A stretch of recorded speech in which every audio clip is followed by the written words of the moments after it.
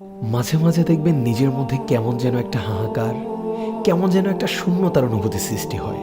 মনে হবে সব কিছু থেকেও কি যেন নেই, সবার মাঝে থেকেও নিজেকে মনে হবে বড্ড একা। এই অনুভূতিগুলো স্পেশালি তখনই হয় যখন আপনি অনেক দিন ধরে আপনার রবকে ভুলে থাকেন, কিংবা আপনি রবের ইবাদত তো করছেন বাট পূর্ণ মনোযোগ দিয়ে করছেন না, দায়সারাভাবে খুশুখুজুবিহীন সালাত আদায় করছেন। যখন আপনার রাত দিন পার করছেন নিদারুণ এক উদাসীনতায়।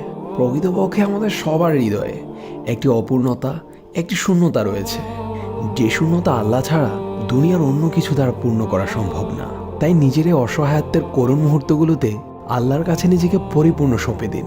যেভাবে সম্ভব নীরবে, ফুপিয়ে অথবা হাউমাউ করে আল্লাহর দরবারে ইচ্ছে মতো কাঁদুন। আপনার রবের কাছে যে আপনার চোখের পানি অনেক মূল্যবান, আপনি তো তা জানেনই। আল্লাহ তার পাপিষ্ঠ বান্দাদের শাস্তি দেওয়ার জন্য জাহান্নাম সৃষ্টি করেছেন, আর এই জাহান্নামে রয়েছে ভয়ঙ্কর আগুন যা বান্দার কলিজা পর্যন্ত ভেদ করে ফেলবে।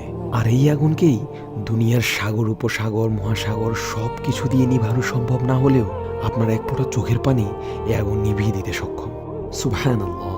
আমাদের রব আমাদের চোখের পানিকে কতটা ভালোবাসেন আমরা কি কখনো কল্পনা করেও দেখেছি?